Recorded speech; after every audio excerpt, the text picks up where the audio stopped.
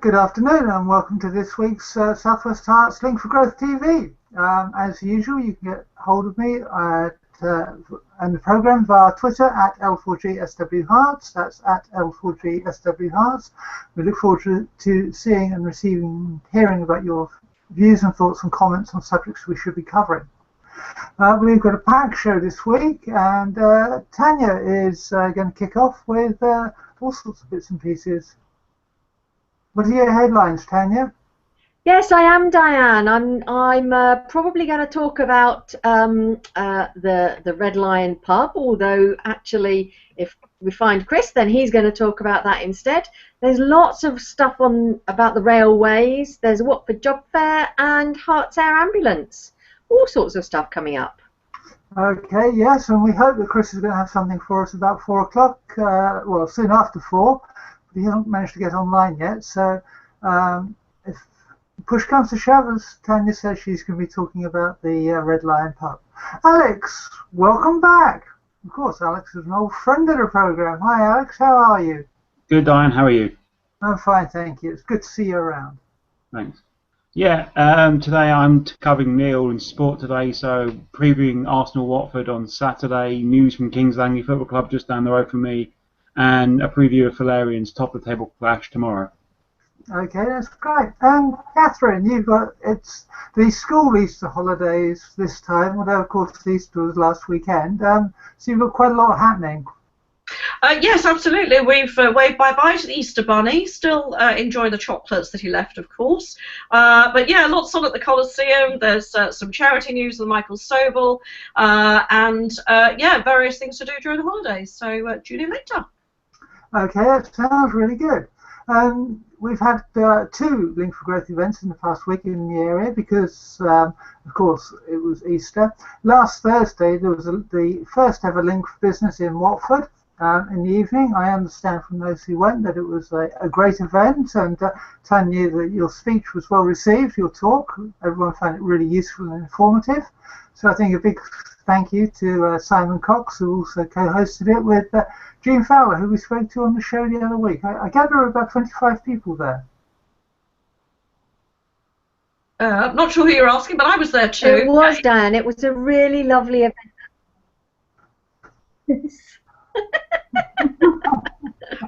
Yeah, it was a really nice event. There were about 25 people there, and it was really friendly, and everyone was saying how lovely it was just to be there. Didn't feel pushy or any nice conversation to have with all of us. Okay. It's a great venue as well. It was this was Fresh Cafe, a new venue for Link for Growth. So yeah, really nice venue as well. Okay, great. And today there was the CSR luncheon at Riggmansworth at Scotsbridge Mill, which I gather was quite well attended. And of course, today being the 1st of April, it was also the first Friday of the month, so that's our regular first Friday of the month event. Okay, Tania. Essex and Herts Air Ambulance, we've talked about them a little bit on the show in the past. They have managed to raise a significant amount of money, haven't they, over the last year or so? That's right. They have, absolutely, and they're doing it to buy and to lease a couple of helicopters. So one of them, £6 million for an Augusta Westland AW169. Woo! How exciting to get one of these brilliant helicopters for the Herts and Essex area. So they've got a 10-year contract to lease an MD 902. I'm sure someone out there knows what all of these numbers are all about. Yes. Was also approved, and the purchase for the £6 million was thanks to a successful bid for £1.5 million from the government's LIBOR fund, and 500,000 from local people, local businesses, and local people who've all put in to make this purchase possible. Brilliant, brilliant thing. Apparently this is a fantastic helicopter, ideally suited to life-saving missions. Big cabin space, lights inside, can do night things, so really, really great, and really expanding the capabilities of the Herts Air Ambulance. So well done, all of the people who've put forward to that, and Herts Air Ambulance for getting that all off the ground. Yes, I mean, it is quite.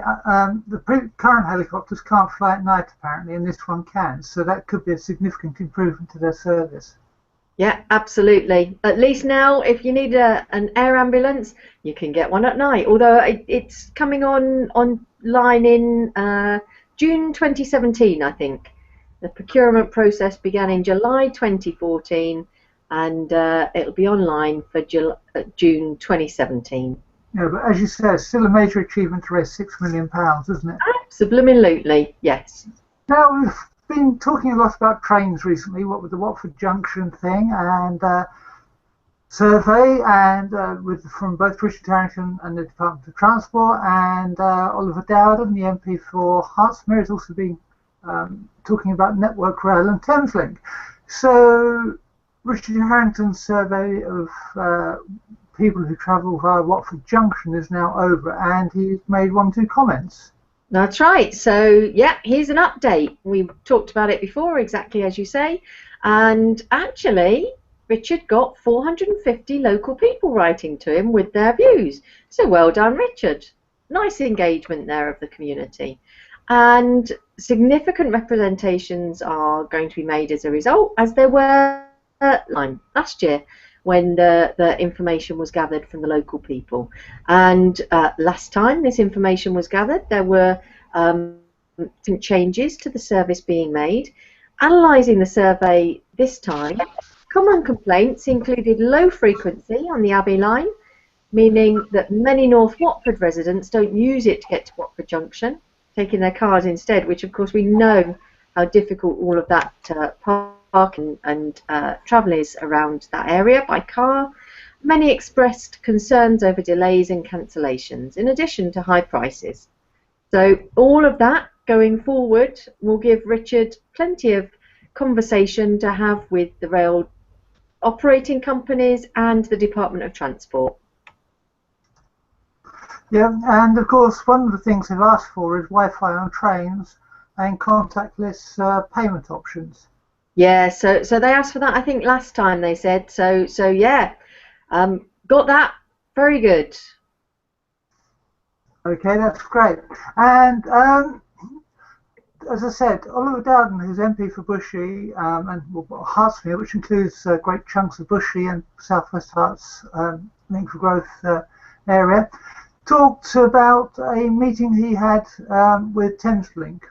That's right, yeah. So there was 50 people apparently at this meeting, turned up to the meeting at Hertsmere Borough Council offices, and they were invited by, as you say, Oliver Dowden, to allow questions to be asked to the train operating companies. And Thameslink, which goes through Radlett and Boreham Wood, have been, it sounds as if there's the service through that area has been a bit hit and miss recently. So that some revelations made about the way the service is funded. Apparently Thameslink don't get any money from ticket fares, but instead relies on money from car parking, but does get penalised if the service is running late. Sounds a bit odd to me, but there you go. They've agreed to the contract. There's nothing apparently they can do about the main source of the problem, which they're saying is London Bridge. So it takes 4 times longer now than previously to get through London Bridge, which is what's affecting the reliability and the frequency of services. And Thameslink are saying that it takes 14 months to train new drivers, and they had 10 to 15 newly qualified drivers recently, but they only do announcements when they think it's safe. We're working hard to change this. I thought, well, are they going to then do announcements when it's not safe? Or are they actually making more people trained up to be able to do announcements so that it makes it safe? I don't know. Whatever. They said that, so Oliver says that he wants a meeting in 6 months' time to look at progress, but actually the train operating services says in 12 months there'll be little difference to the service available now. So to be honest, doesn't look like good news over there until 2018, when there'll be better infrastructure new trains and a better service. So it doesn't sound that good over there, to be honest with you, Diane. No, it doesn't, does it? Now, sticking with sticky and smelly situations, shall we say, Three Rivers have got some ideas about dog fouling. They have, absolutely. Now, this is a serious issue because, of course, it can be quite dangerous for young children when what the dogs leave behind is left behind. So what Three Rivers have done is they've put a PSPO. So this is a Public Spaces Protection Order, PSPO, in relation to dog control across the whole of the Three Rivers district. What they say is it will replace a number of out-of-date bylaws and create a more consistent approach with dealing with these issues around about public spaces and particularly children's play areas. So cutting to the chase, what this means is that district-wide there's a restriction on dog fouling. So all the way across the Three Rivers district, presumably it's take your pooper scooper and take it home, put it in the bins provided. Dogs are excluded from children's play areas, sports courts, skate parks, and also from fields at Chorleywood House grounds, which are used for grazing annually from the 1st of June to the 30th of September. Dogs are to be kept on a lead if directed to do so by an authorised officer. That's district-wide. I would have thought that would have been pretty sensible anyway. And dogs on a lead only in areas directly surrounding the cafe at the Aquadrome, and restricting the number of dogs walked by one person to a maximum of 4. So there you go. There's 4 or 5 things there that they've done to bring together to harmonise all of these local bylaws and keep it a bit more simple for us. Okay, that's great. Slightly better news, Richard Harrington has got another jobs fair coming up and a date has been announced. Yes, the 30th of June 2016. So there was one again last year and I understand it was very, very well attended and really, really helpful. This year they're doing another one. As I say, put the 30th of June 2016 in your diary if you're either looking for a job or if you're offering, if you've got jobs available, if you've got vacancies that you want to fill. It'll be at the Langley Banqueting Suites here in the centre of Watford, down the High Street. It'll go from 10 AM to 4 PM. It's a day-long event linking local companies with vacancies to those looking for a new job. Sponsored by Camelot and Into Watford, so it's completely free for either people looking for a job or for people with jobs to offer. Brilliant opportunity to just go along and see what's available, because it's not just entry-level jobs, it's jobs at every level, managerial, full-time, technical jobs, all throughout the community, with work for students, part-time roles for mum, first jobs and opportunities to change career. So looks like another good thing. The link to go to get your tickets, if you want to get them in advance, is watfordjobsfair.co.uk. There you go. Yep. Now, tickets are free if you're unemployed or if you're exhibiting at the event. Tickets are absolutely free if you want to go and look for a job or if you're interested in exhibiting. Yeah, absolutely. Yeah. Continuing on the work theme, Rickmansworth setting up a work hub. Oh, they are, yes. Now then, where am I with that? Oh, I've lost that one, Diane. Okay. Yes, if you want to tell us about that, that would be glorious. Okay. Right, Rickmansworth or Three Rivers Council are setting up have approved plans to set up a series of work hubs, a project to create shared workspace for entrepreneurs and freelancers and home workers working from Rickmansworth and the surrounding areas. The project, which I actually heard about on the radio, but for another district, is all set up by an organisation called Wimble Tech, which is a group that saw that the library in Wimbledon wasn't being used, and the guy who set it up did a deal with the council down there to start using the offices for low-cost rent and everything. You then went across the road to sort of like one of these big multiple chains of coffee houses where there were a whole bunch of people trying to work, and there was children running around and lots of noise and all the rest of it, and said, do you want to work in a quiet office? And they all said yes, and then they all kind of moved across the road and took over the library. And what it is, there's quite a lot of, nationally, there's quite a lot of empty council space now, especially in libraries where and other town centre buildings where the council are no longer occupying them and they're just being left vacant. So what it is, it's a way to try and encourage enterprise and economic development in town centres again. Sounds brilliant, Diane. I have to say there's a lot more information there than I had, but it really does sound ever so good. So good on Wimbletech, a community interest company, as you say, for getting that sorted. I understand that other things are coming into the area in Hertfordshire too, similar type things. Yes. I mean, I only know so much because I happened to catch an interview on Radio 5 with the founder of Wimbletech the other day. So I will admit it's not all my own research. No, well done. No, absolutely. Thanks for sharing it.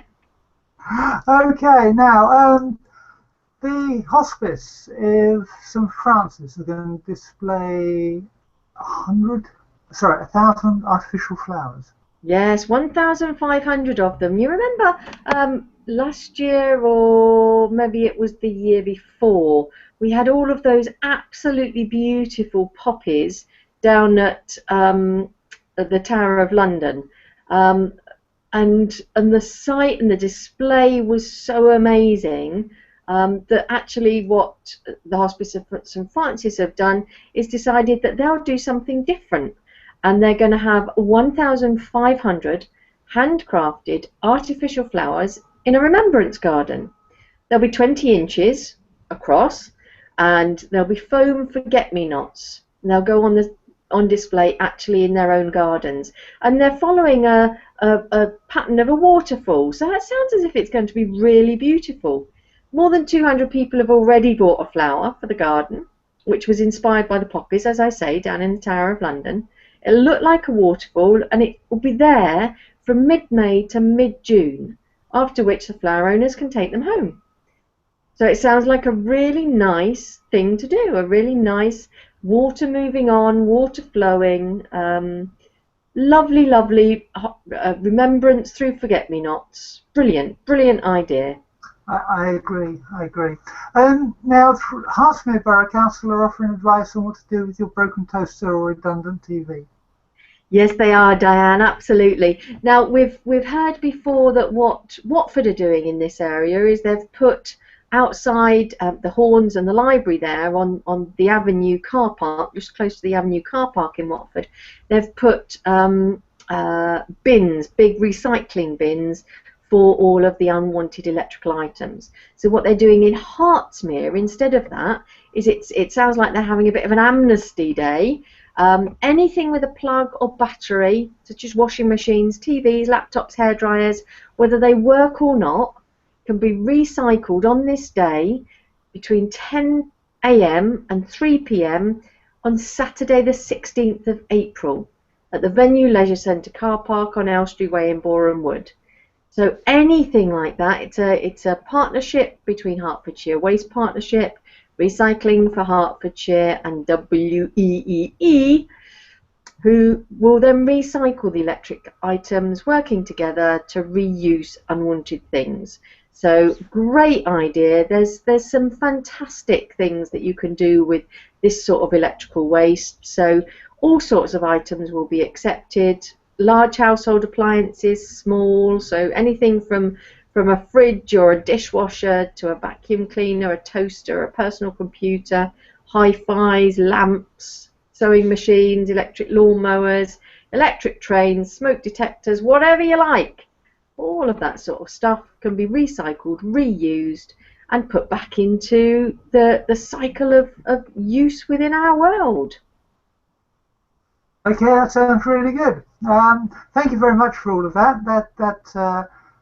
That last piece actually does sound very, very relevant, because there is an awful lot of recycling that could be done that isn't being done, isn't there?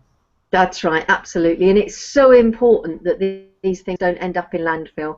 Rather than just digging up the ground again, just creating more and more scars on the landscape as we excavate things, it's much, much better if we reuse what we've already got. We've got so much in landfill. We must stop doing that. So yeah, really, really important news. Thanks, Diane. Okay, great. Thank you, Tania. Hopefully, Chris is there. Hello, Chris. I can ad-lib if you want, Diane. I found something that might be interesting. Okay. Okay. Whilst we're waiting for Chris, if you can just jump in then, Alex, with a quick ad-lib, that'd be good. Just as Tania was talking, as I was listening, there's a new coffee shop open up on St Albans Road. If you bear with me, just trying to load the article now. It's called Coffee Bros. Interesting is they've opened up by a bunch of 2 17 and 18-year-olds have opened up the shop. If you bear with me, I'm trying to load the article now. Where has it gone? Yes, so St Albans Road, they've opened up, teenagers open up new coffee shop in Watford, so here we go. Bear with me a minute. It wasn't in my original notes, as I'm very much ad-libbing at the moment, and my internet's quite slow. But yeah, so 2 teenagers open up a coffee shop in Watford. They used to work in the one in BHS in the Into Centre and saved up money when they were working there to do this, and they've opened up recently, the 27th, I think was their opening day, the big launch, and they're looking to be a kind of a community hub. It's why I bring this up, especially Chris, if you're listening, you might want to pop down there. They're looking to have community events held in there, so it could be something that worthwhile you popping down to. Coffee Bros on St Albans Road. Okay, thank you very much for that, Alex. Chris, are you there? Yeah, I am. Oh, great, good. Croaky, but here. It's a bit confusing, this, because you're appearing as a there's a grayed out image on my screen, which is unusual. Anyway, what have you got for us today? Well, I'm going to go down to the Red Lion a little bit later and look at the building. I'll tell you a little bit about what's going on down there, but I'm not going to do that until a bit closer to 5 o'clock. But right now, I just wanted to hang on a sec. I'll just get a bit of paper. Hang on. What I just wanted to talk about today was that some things have transpired regarding the coffee shop union. So this is something that we've been talking about for a while, and it's something that's been spearheaded here in South West Herts, and it's a program that we expect to go nationwide. But the idea is to get to change the use of the word union, really, from what it used to be, which was kind of workers sticking up for their rights and having somebody that was representing them so they could get a fair deal at the factory, as it were. But actually, in a new way, union is bringing together people who could benefit from working together and getting them to collaborate with each other. And of course, each of these independent coffee shops might think they're in competition with each other, but there is so many people who could benefit from visiting these coffee shops because there's a lot going on in them and they're all pretty unique.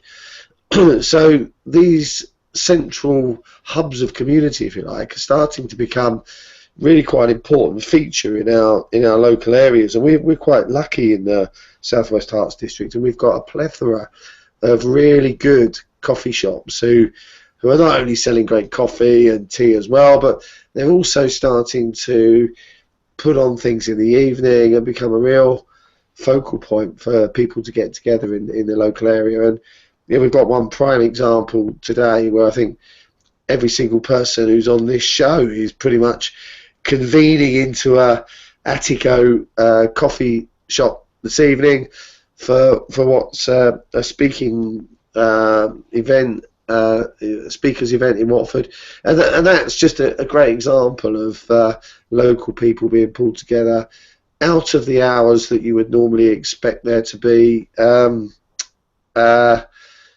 don't know what's happened to Diane now. She's disappeared. Am I running the show suddenly again? So yeah, with that situation, like tonight, it's just bringing everybody together, which is fantastic. So so the coffee shop union is started. We're looking to bring all these coffee shops into that during the coming months, but that's just the start of a whole series of unions which I've mentioned before. And the next one, which we were talking about over lunch today, is the marketing union. And I just jotted down the types of organisations that might want to be part of this. Things like copywriters, graphic designers, website developers, search engine optimization, people who get people up the rankings, social media people, photographers, videographers, printers, people who do promotional merchandising goods, and of course book publishers as well.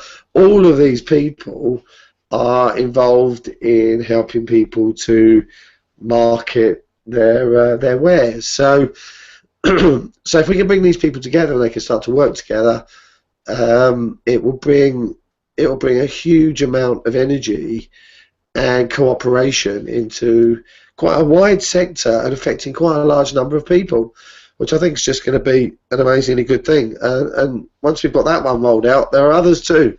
Health and wellness, which of course you, Tania, would fit into as well, and and others like hospitality. So that was really what I was going to talk about, and you know, quite unwittingly, I seem to have got myself into the chair. It's yours, Chris. It's yours. I have no idea what's going on this show today, so I find myself a little bit of a fish out of water. Not that that's a problem, and I don't even know whether who was on next, but I'm suspecting that Diane's got some struggles with the technology over there, and she may or may not be back. But do you know if you were on next, Alex? Yeah, I think it's me talking about sport, and so I'll kick off, as you say, with the football kicking off tomorrow. Watford are playing Arsenal at the Emirates Stadium, a 3 o'clock kickoff, a repeat of last month's FA Cup quarter-final, which saw Watford win 2-0, and Quique Sanchez-Flores has come out and said that the previous FA Cup win will have no bearing over tomorrow's clash, but due to the fact that Arsenal are looking to win the title. They're about 11 points behind, I believe, with a few games running out, a game in hand over Leicester, but I think the games will be tougher this time than what Watford had last time when they visited the Emirates, and this will obviously boosted Arsenal chances by Petr Cech coming back into the team. He was unfit and injured for the last 5 games, so hasn't been able to play. He's been deputised by his understudy, but with him coming back, there should be a stronger team.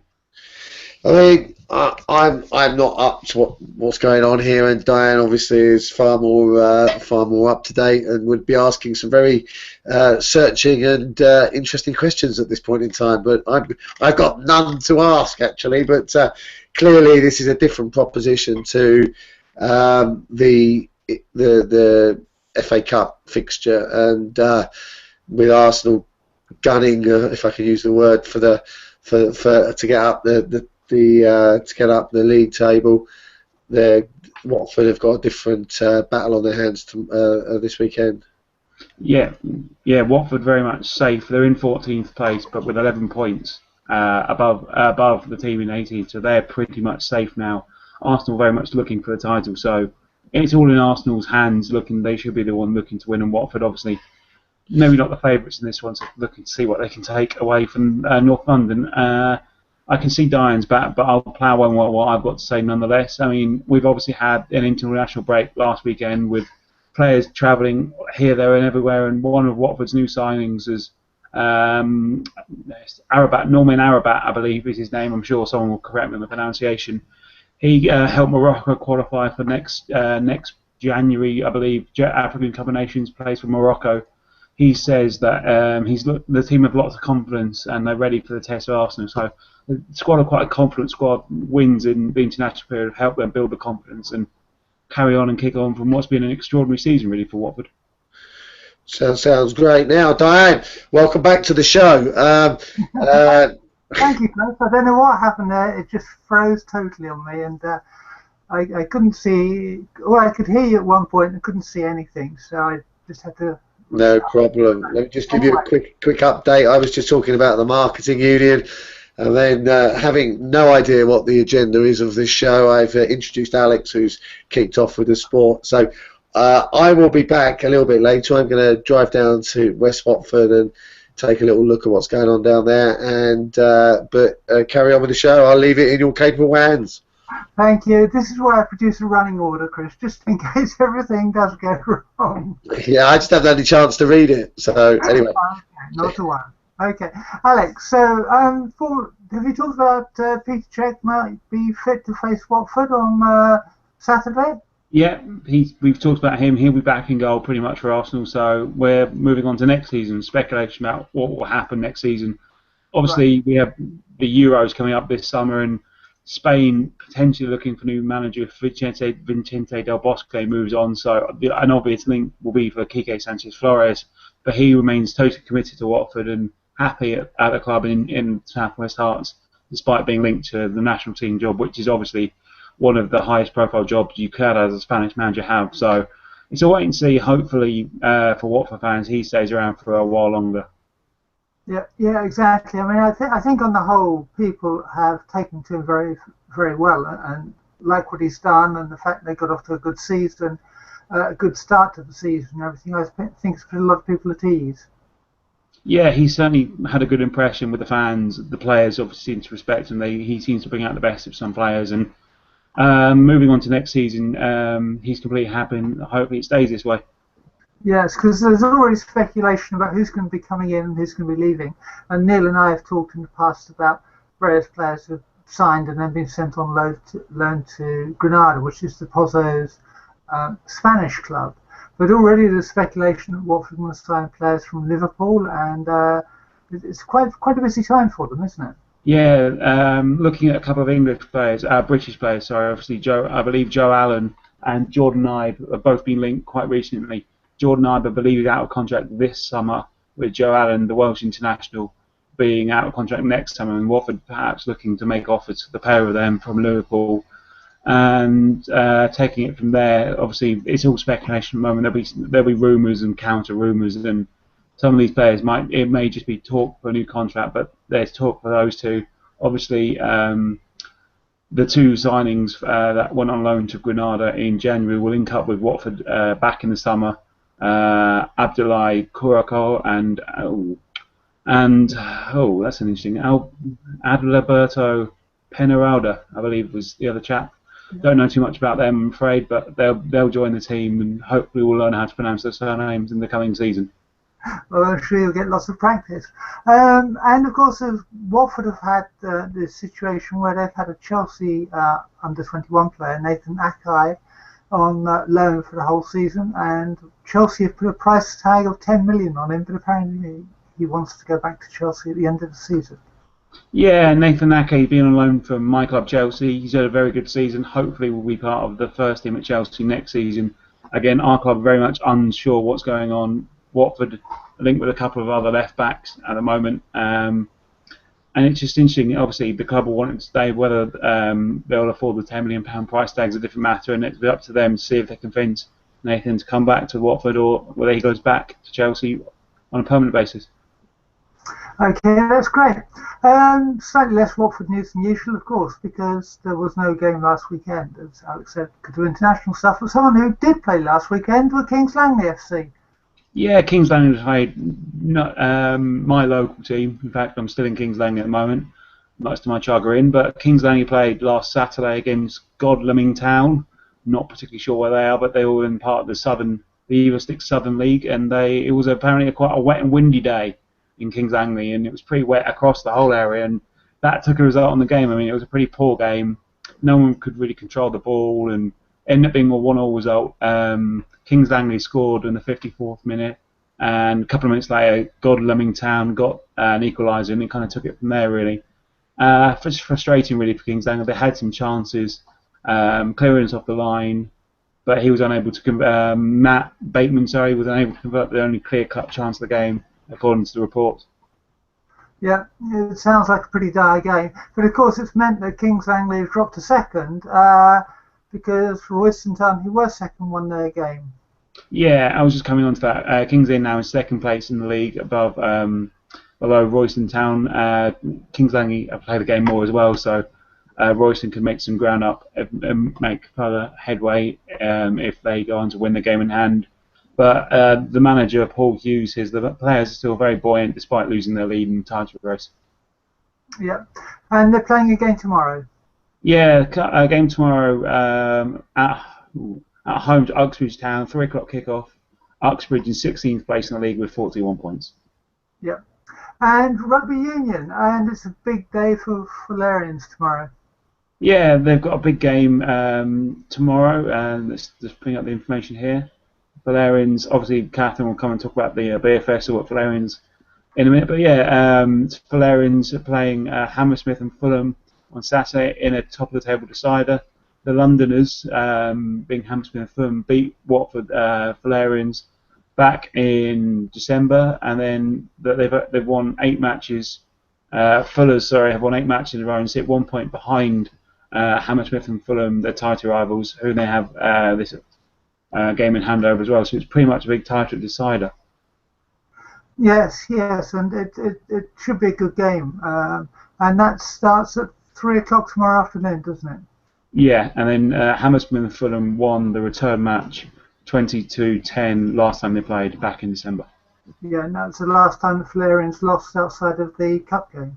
Yeah, and then speaking of the Cup, Fullerians are playing again on the 6th, which is Wednesday, against Datchworth in the Herts Tanker Cup semi-final. Yeah, exactly. So good luck to them. Hope they make it through to the final. Yeah. Since we're talking about Fullerians and rugby, let's talk to Catherine about Fullerians and beer. They seem to go hand in hand. I've got to jump out, guys, so I will catch you all later. Okay, well, thank you very much, Alex.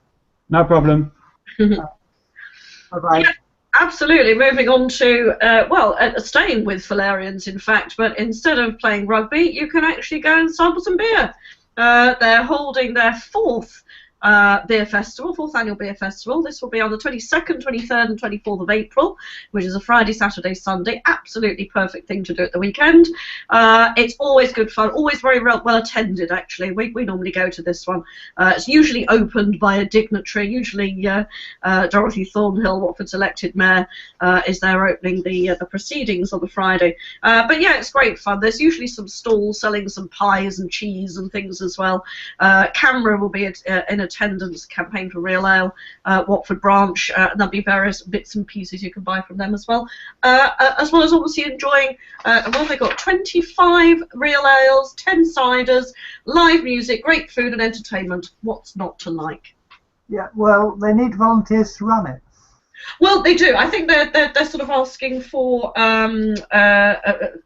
people who are associated with the Fullerians bar rather than members of the general public. I'm not sure. It was on their website, wasn't it? So they may be sort of calling internally for people to come and help on the day. Certainly, any members of CAMRA who want to come along and help on the occasion, then do come along. There will be a gathering of CAMRA members, probably on every night there. But yeah, do come along. Okay. Michael Sobel Hospice have got a couple of fundraising events coming up. Yeah, they have. They've got a swim-a-thon, which is going to be on the 17th of April, my brother's birthday. This is running from 9:15 in the morning till 12:30 in the afternoon, and it's being held at St Helens School, Eastbury Road in Northwood. Starts at 9:30. Swimmers need to bring all your own equipment, of course, goggles, caps, etc. There will be a trained professional lifeguard on duty. 11 to 16s must be accompanied by an adult and be ready to swim by 9:15 sharp, so there's no delays. There's free parking on site, first come, first serve. On the Michael Sobel website, there's somewhere there you can actually download the sponsorship form and get lots of sponsorship, raise lots of money for the hospice. Okay, and if swimming isn't your thing but bike riding is, you can still raise money for them. On your bike, yes, absolutely. They are now accepting bookings. Put your thighs to the test is how they've built this one, and take on the challenge of our annual sponsored bike ride. It's a challenging 33-mile route, Hasn't said whether there's ups and downs or rough parts or whatever, but you know, assume a rugged terrain perhaps. Start and finish at the hospice in Northwood. It takes riders through Amersham, Bovingdon and Hemel. Register at 7:30 in the morning, and your ride actually starts at 8. Entry is free for adults before Friday the 15th of April, and is £20 or £30 thereafter, or on the day. £10 for children aged 11 to 16, but they must be accompanied by an adult. And this is happening, have I said when this is happening yet? I don't think I have I? This is happening on a date that I can't see on this bit of paper. Have you got a date for that, Diane? No, I haven't. Let me just double. Okay. Okay, I'll have to find that and I'll post it up on there. It doesn't actually say what the date is at all. How bizarre. Okay. That's 24th of April. 24th of April is that? Okay, brilliant. That's way down the bottom of their page. Yeah, it's not very prominent, is it? Anyway, 24th of April, you can register online, and they've got map routes and things like that online as well, obviously with a sponsorship form for that as well. Okay, on to something slightly different. Watford and Bushy Art Society are meeting the first Tuesday of the month, and they've got a critique evening with Ronnie Ireland.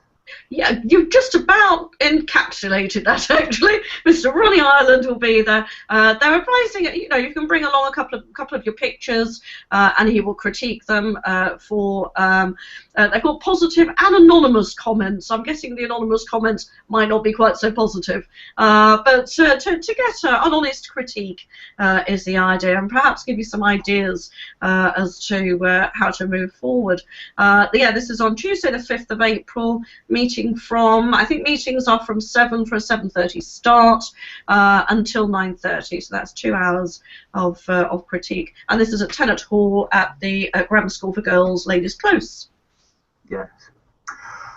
Now it's I was going to say it's Easter holidays, but it's not Easter holidays, but it is if you're still at school. So Easter was so early this year. So there is a whole lot of things to do. So let's start with Make Ready Attico. Okay, not on the top of my list, but there you go.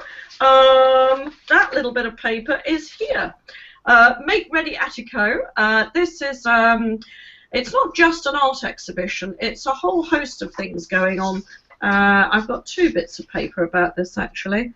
The other one was a little bit more informative. Anyway, so yeah, there's a whole host of things going on. There's going to be a launch for this on Saturday, 6 in the evening till 11, and this is all about live music. They've got a performance from saxophonist Joe Wright, singer-songwriter Tom Charleston, banjo-playing singer Blanche Ellis, and Watford-born percussionist Simon Roth. And there's also film screenings, and there's no charge for that. This is a real celebration of the arts. So here we are, I've just found my other bit of paper now. So it's a celebration of art in its many forms: painting, sculptures, illustration, photography, music, film, and handmade books. It's a week-long programme, so it starts on April the 2nd with the launch. On Sunday, during the day, from 10 in the morning till 5 in the afternoon, you can actually go along and have coffee and cakes and meet some of the people involved in the programme for the week. So that might be quite an interesting thing to do. You can go and have a chat with some of the artists about the artworks and indulge in some of Attico's finest cakes as well. They've got a lovely cafe up there as well. So yeah, this is something to really get stuck into. There's lots of things going on there. Have a look on the Attico Facebook page or on their website, and go along and enjoy. Yeah, and as we were saying earlier, Tania, you're speaking there this evening at an event. I'm not sure she's heard me. I don't think she's listening. Yeah, this is called Watford Speaks. Tania is one of the speakers there. Again, it's an event about inspiration, entertainment, local voices. There's lots of things going on this evening. I think it's all free. It kicks off at 6:30. So there's some music. Sarah Jane Trebar will be there speaking. Speaking about various things. Tania will be speaking as well. There's going to be a headliner band and some other speakers after that. So it sounds like a really interesting evening. But we'll be there. So Askia got a lot on the moment. Now, for those who are slightly younger, there's a great opportunity to see Alvin and the Chipmunks. Yes. Yes, probably not on my list of things to do, but yeah, if you've got kids, this is great. Actually, if you've got teens as well, they like Alvin and the Chipmunks as well. Yeah, this is happening at Watford Palace Theatre. This is going to be on Sunday. It's 11 o'clock in the morning. There's a screening of the new film, Alvin and the Chipmunks, the road chip, of course. So that sounds like a bit of fun. That's Sunday, 11 in the morning, tickets for £3. Okay, and there's another film for those who are slightly older. Indeed, yes. Sunday again, but this is from 2 in the afternoon, and there's another screening at 7 in the evening as well. Tickets from £8. Yeah, this is Trumbo. And this stars Bryan Cranston. If anybody like us was into Breaking Bad, you will know all about Bryan Cranston. He's a fabulous actor. Yeah, this is, if I read you a little bit of blurb, in 1947, Dalton Trumbo was Hollywood's top screenwriter until he and other artists were jailed and blacklisted for their political beliefs. Trumbo, directed by Jake Roach, recounts how Dalton used words and wit to win 2 Academy Awards and expose the absurdity and injustice of the blacklist, which entangled everyone from gossip columnist Hedon Hopper, Helen Mirren is also in this film, to John Wayne, Kirk Douglas, and Otto Preminger. Yeah, it sounds like a really, really good film, and actually kind of ties in with the whole writing aspect of Watford in our literary zone at the moment. So yeah, that's a great one to go and see. Okay, if you like Elvis, go to the Coliseum this evening. If Elvis is your thing. Now, this is a tricky name to say. I kind of feel like I ought to be doing a Sean Connery impression, saying that Sean Cloche is Elvis, and apparently one of the world's most successful Elvis tribute artists of all time. And he's going to be at Watford Coliseum. He's going to be there tonight. Tickets are from £23.50. I'm guessing you'll be sort of grabbing some of the last few if you're thinking of going tonight. But yeah, this starts at 8 o'clock this evening at Watford Coliseum. Okay, and tomorrow they've got something completely different. Yes, this is the Watford Darts Masters. If darts is your thing, then the Coliseum again is the place to be. This is tomorrow at 7:30 in the evening. I'll read you the tiny bit of blurb. This exciting event, dubbed Battle of the Gladiators, will see darting deities such as 5-time world champions Raymond van Barneveld and Martin Adams compete for the title. So that sounds pretty good. Actually, the ticket's a little more expensive for this one. There's a VIP ticket for £65. Not sure what you get for your VIP. Perhaps a backstage pass of some sort. I don't know. And then other tickets from £25. But that's tomorrow at 7:30. Okay, and on Sunday they've got something totally different yet again. It's a bit of a smorgasbord, it's a bit of a buffet. It is, but this is what I love about Watford Coliseum. You know, you can you can have Elvis on Friday, you can have darts on Saturday, and you can have Puccini's Tosca on Sunday. So if you fancy a bit of culture, then at the Watford Coliseum is the place to be. It's Sunday, 3rd of April, 7:30. Tickets from £24. There are concessions. Yeah, get online and book some tickets for that. Again, I'm sure it's going to be a very, very popular performance. And Watford Coliseum do a lot of great classical performances. It's world renowned for the sound quality in the hall for these sorts of things. So yeah, get along. Okay, that sounds fabulous. And carrying on, next Thursday, Kate Rusby is playing. Yes, again, something different again. A remarkable interpretive singer. Kate's soulful voice resonates the wistful beauty of an earthbound angel. So this sounds really lovely. It's this Thursday, 7th of April at 7:30. Kate Roosby. Again, something quite different again. Tickets from £21. There's obviously concessions for under 16s and groups. But yeah, again, something a little bit different.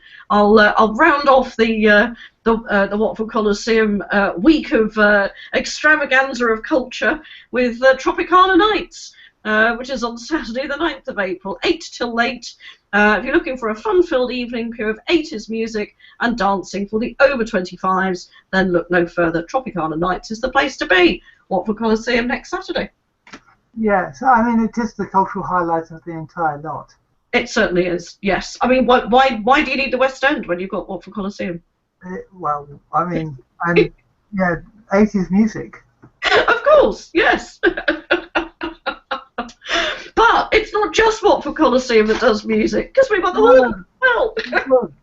We've got the horns, and the horns are packed full of gigs this weekend. Absolutely, absolutely. If you're struggling for something to do tonight, if you don't happen to be going along to Attico tonight to see the fantastic stuff going on there, then you can pop along to the Horns and see DJ Wayne. He's there every other Friday. He does 60s, 70s, 80s, 90s, and more. So that's pretty much the whole musical spectrum.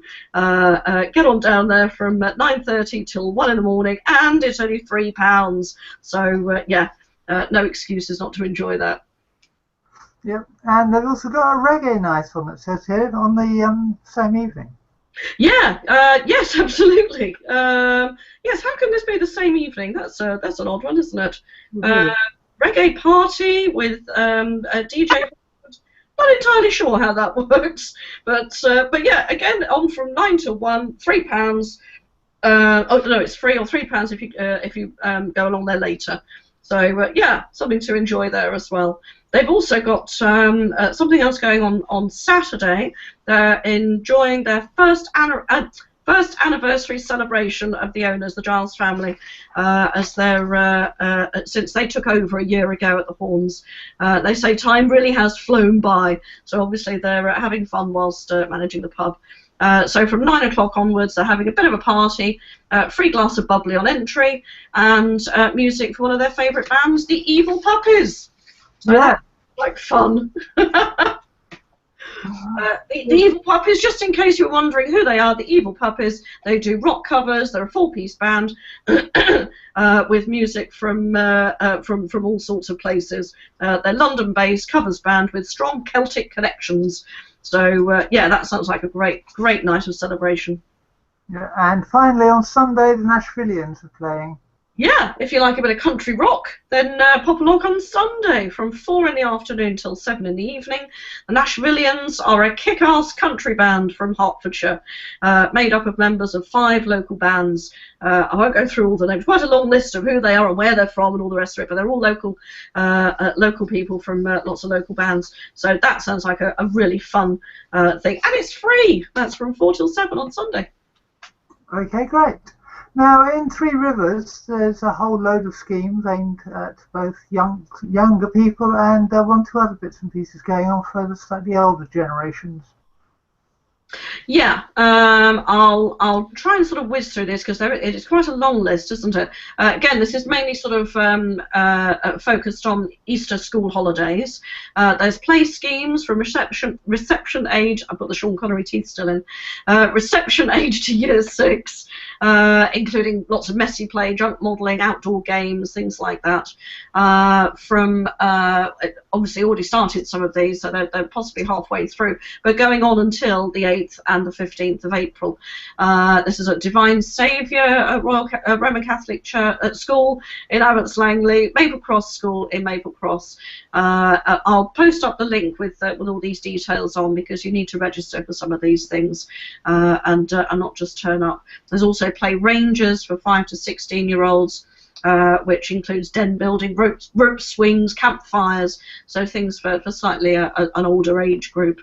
What else have we got here? Nature activities for young people. going on to building bird boxes and bug hotels. All ages are welcome. That's on Tuesday the 5th of April, 10 till 12 at Leavesden Country Park. £2 per bird box, booking required. So I'll post up, there's a phone number you need to phone for that one. Welly Walk, all ages welcome. Welly Walk. Welly Walk, yes. What did I say? I said Welly Walk. I think it's your hearing, Diane. One of us has got a dirty mind, and I don't think well, it's for children anyway. There's Welly Walk. All ages are welcome. I thought you were asking a question. I didn't catch that, but I'm not sure it was.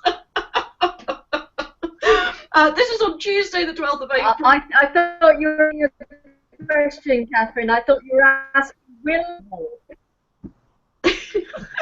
Shall we just move on? I'm going to try. I thought you were asking a question. I thought you were asking will he. No. I'm not sure that anybody wants to know anymore. Anyway, it's from 10 till 12, Tuesday the 12th of April at Rickmansworth Aquadrome. It's free, but you need to book. That's the Welly Walk. Okay, and if you want to go swimming and you're under 19, you can go for free. Yes, free swimming at Sir James Altham Swimming Pool, Watford Leisure Centre, William Penn Leisure Centre and Rickmansworth School Pool. I'll post the details up. It's certain days, certain times that you can pop along there for a free swim if you're under 19. Likewise, free gym. You need to pre-book your induction with a chosen leisure centre, either the YMCA Woodlands, the Centre, William Penn Leisure Centre or Watford Leisure Centre, Woodside. Again, certain days, certain times, I'll post the link up. But free activities, free swimming, free gym, these are great things to get involved in. Likewise, there's Croxley Skate Park. This is for 8+ years, and there are various supervised session times here. There's beginners coaching, there's adults coaching, which is a really interesting thing. Any adults that want to go and skate, you can do so at Carpenter's Park Skate Park from 1 till 2:30 on Saturday afternoons, starting from the 5th of March to the 2nd of April. Have I missed anything out, Diane? Yes, we've got films at Watersmeet in Rickmansworth with the Disney film on the 7th of April. Absolutely. Disney Day on the 7th of April. If you like Disney, then go along to Watersmeet on the 7th of April. You pay £1 and you can see Lady at the Tramp at 11 o'clock. You can see Beauty and the Beast at 2 o'clock and Wreck-It Ralph at 5 p.m. I think it's £1 for each of the films, not for all three. But that's the booking fee. Sorry? That's the booking fee. Yes, there's a booking fee. Yeah. So it's free. Yeah, so booking fee applies. So if you're phoning up, it costs you £1. But but fantastic. You can have a whole day out there, take a picnic, and just stay at Watersmeet all day. I think you just fill out on popcorn. Yeah, probably. Popcorn and fizzy pop. Exactly. Now, Yellow Comedy busy. Friday the 8th, Chris is going to get the opportunity to take some more lemon drizzle cake, isn't he? Absolutely. Well, we all will. We'll all be there next Friday, won't we? Friday, April the 8th, at the kitchen in Croxley Green. Linda will be working 9 to the dozen to make enough lemon drizzle cake for everybody, I think, because the reputation of her drizzle cake has gone far and wide. Everybody in Yellow Comedy is expecting it. They're also expecting a good night. It will be a good night, of course. We've got headliner Sabin Kazim. Not a familiar name to me. I don't know whether... have you seen this artist? No, I haven't, no. Yeah, so a bit of a new one to the scene. Could be very interesting. We've also got Chester Constable, Matt Foley, Katie Lane, Pamela Mitchell and Sean Sellers. And, of course, resident MC Andrew Carberry, who I believe... Is it this weekend he's getting married? It is, yes. So he'll be fresh from the wedding weekend next Friday. I'm sure we'll hear all about it. It's free entry. This is starting at 8 o'clock. Doors open at 7:30 at the kitchen at Croxley. That's next Friday. Yeah, and very briefly, they've got their first gig at the Pump House on the 9th, on Saturday the 9th, the first Saturday gig. Yeah, Yeah, absolutely. Yeah, that's 8 o'clock in the evening. Again, free entry, free to get in, bit of a rattly bucket to get out. And headliner for that evening will be Alex Perry. So again, looking forward to a great weekend of comedy next weekend. Yeah, great, thank you. And we'll be no doubt talking more about that nearer the time. Hi, Chris, you're back with us. Yes, hi there, how you doing? You're fine, thank you. Now, we've got a lot standing on very noisy street corners. There's been quite a lot of news about the Red Lion pub and it's been put into auction and reformed and stuff like that. Hopefully you can shed some light on what the latest news is. Well, as you can see behind me, I am standing outside the said Red Lion pub, and yes, there's been a lot of news over the last few days when it was discovered that the pub had been put into some kind of auction, which basically contravened the basically the building of what do they call it? I forget the name now, but ACV. yeah, it's basically a building of community value. So basically it contravened this, and it was quickly withdrawn. But there's been a lot of speculation about actually what's going on down here, and the pub itself, it's been now mooted, is going to be operated as a pub again, a local pub again. So the flats above, which you can see there, which are not actually lived in at the moment, the planning permission to complete them has now expired, which means to get those finished off, it needs to go back for planning application and approval again. Not that I think they'll get any trouble doing that, but the confusion seems to be over what's going to happen with the land that goes with the pub, and yeah, that's up for application of 8 flats, I think, which goes to council approval or otherwise next Thursday, the 7th of April. So we'll have more news on that next week. But I'm just going to wander around the corner of the pub because I'm going to show you a sign that's on the door, because I'm not sure about who this is, but you might be able to give me a bit more of a clue. But here on the wall here is basically a notice talking about a licence authority, and there is opening times here of Monday to Wednesday 11 AM until 11 PM, Thursday to Saturday 11 AM until midnight, and Sunday till 10:30, and supply of indoor late night refreshments going on till midnight on Thursday to Saturday. So you've got 28 days for this notice going up to make any representation. And this went up, believe it or not, on the 6th of January. So the expiry date of this notice has long since passed, and it's Anna Razor who is applying for the new grant of premises licence. Now, I don't know who that is, but I was told that was something to do with Mr. Tender, who is the guy who actually owns the property. So it's some kind of plan to operate this pub from within the people who actually are the new owners, which I find quite odd, because it didn't look like that was their initial intent. So I wonder if there's a bit more going on here than meets the eye, but don't want to put any speculation in anybody's minds there, but I don't think we know the whole story, let's put it like that. It's been a story that's got many different angles to it, and I think that because there's no one central point for information, that's what's leading to a lot of this confusion. Because I know that both you and Catherine are connected to the Save the Red Lion campaign.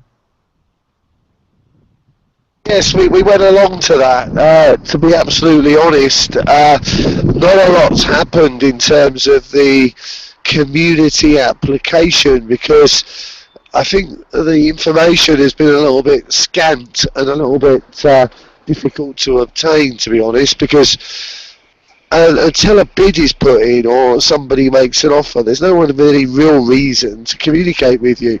And I think this has been the issue, but it looks like the need to put in an offer right now has been sort of removed, because the pub looks like it's going to be operated as a pub, which was always the desire. How that intends to be operated as a pub is interesting, because there's a late opening hours been asked for from Thursday through till Saturday.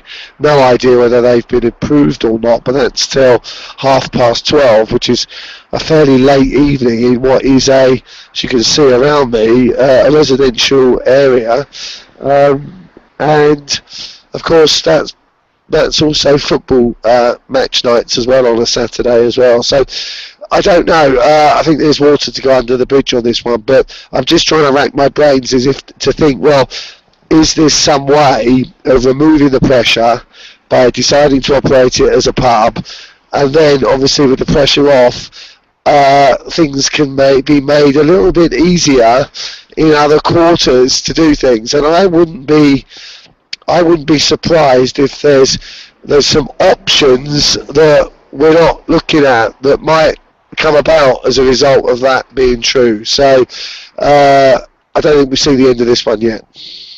Okay, well, no doubt we'll keep watching it and keep following the story, because I think, as you say, it's going to be one that's got to run. But at the moment, it looks like that the building itself is going to be saved, the pub itself is going to be saved, and as you say, the main question mark is over what happens on the surrounding land.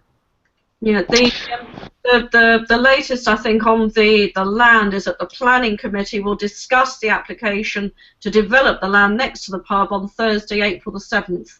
So that's going to be a decision made on the land, which, as we know, is still covered by the ACV. So whether that's going to have to change or quite what, we don't know. Yeah, it's still up in the air, isn't it? Well, what date did you say that was? It April the 7th, next Thursday, isn't it? Yeah, it is. So and of course there's another pub that's going through a similar set of things which we need to cover, I think, as well, which is the pub actually in the High Street, which at the moment I don't know quite where that is, but there was talk of it being a restaurant, another restaurant in the High Street.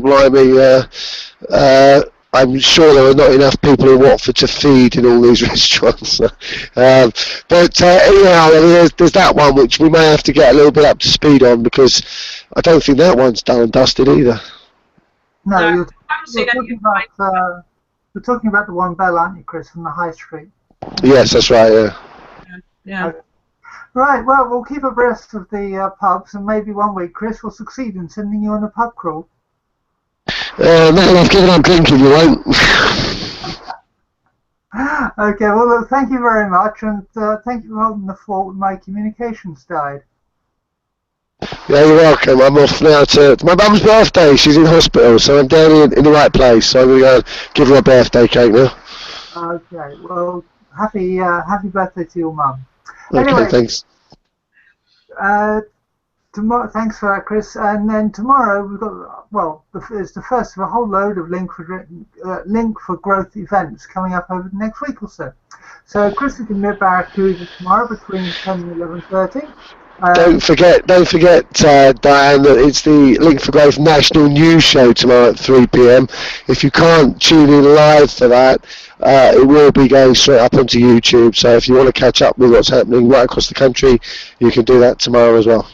Okay, great. And whilst you're still there, Chris, can you confirm that the link for lunch for the 25th? No, that's not happening. I don't know how that still seems to have been creeping onto the schedule, but do not go to the Toby or Aldenham on Sunday because it isn't on, so don't go there. Okay, well, if you miss out on your roast dinner, because that event's not running, you can always fill up on lemon drizzle cake on Monday evening because Chris is no doubt going to be there. Talking along that's followed by the National Link for Growth tweet evening, which is called Domingo. The national event starts at 7 and goes until 9 o'clock. So we can network with other people in Link for Growth around the country. Yeah, I'm going to be eating loads of lemon drizzle down there. If you want to come down there and join me and OD on lemon drizzle cake, please do.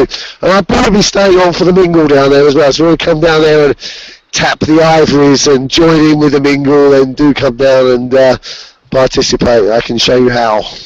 We might just stay there through till Friday when we'll be there for Yellow Comedy as well. Absolutely. Seems like a massive kitchen Croxley week next week. It certainly does. Wednesday, the 6th of April, Link for Coffee is meeting at the Regis Building in Watford on Clarendon Road between 10 and 11:30.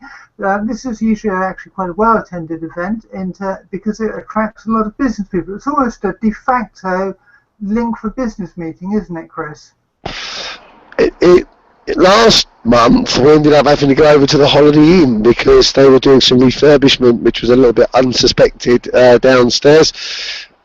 If that's finished, I'm sure we'll be at Regis, but if not, then check with the reception staff and they'll forward you on to the Holiday Inn, which to be honest was really good fun actually. It was quite good in there, so either way it's on Wednesday morning. Come along and say hello. Lots of different types of people there. Okay, that's great. And then on Thursday, Chris is going to be at Link for Coffee at the Perk Coffee Shop in Carpenter's Park, which is in the parade of shops near the station. This event starts at 9:30, which is slightly earlier than their normal events, and goes on to 11. It's a really nice new coffee shop, not that far from Carpenter's Park Station. It's well appointed, they do lovely coffee there and everything, and no doubt Chris will be talking to them about the coffee union at some point. I will be talking to them about coffee union for sure. I will also be eating a croissant down there, which are amazing, and actually Eric Bishop, the chairman of the Three Rivers Council, attends that event. So if you want to come along there and meet what would have been the mayor in the old days, but now the chair of the council, then come down and say hello to him. He's a very friendly chap and always keen to meet local people. So come down and say hello to him and have a great coffee too. Okay, well, thanks very much, Chris. Enjoy your lemon drizzle and croissants and everything. You really ought to eat more vegetables, you know, which is what hopefully Catherine did when she talks about her restaurant review. Before she goes into there, let me just tell you, it's very difficult to get green vegetables at a cafe. It really isn't. Like, can I have a coffee and a courgette, please? It's just doesn't work, right? But I'm sure you're going to tell us something fantastic, Kathleen, so away with it. Yeah, okay. Right, okay, well this is a game of two halves because we were actually away most of last weekend, so I'm afraid my restaurant review is local, but to people in Winchester. So we went to Rick Stein's seafood restaurant in Winchester, and it was absolutely lovely.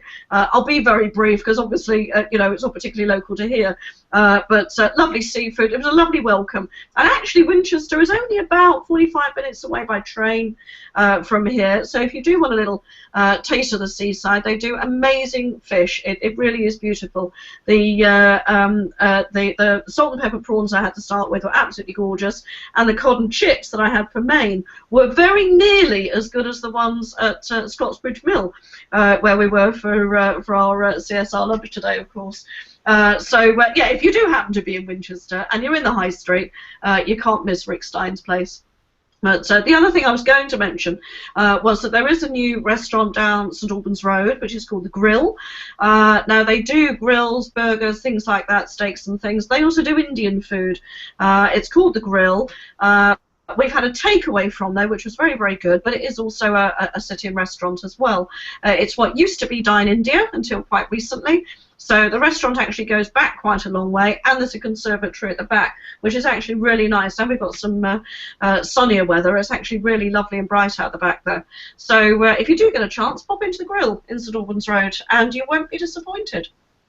Okay, that's great. Thank you very much, Catherine. And that's all for this week's show. Thanks to Chris for bailing me out when the technology intervened at my end. Thanks very much to Alex for making a guest appearance and covering for Neal. It's nice to see him back, even if it is only for 1 week. Thank you to Catherine as well, and also to Tania. And if you want to get in touch with us, please do, as I said, via Twitter at L4GSWHearts. That's at L4GSWHearts. And we will all be back next week and talking more about news and events that are happening in South West Hertfordshire. So on that note, it's time to say bye-bye. Bye-bye.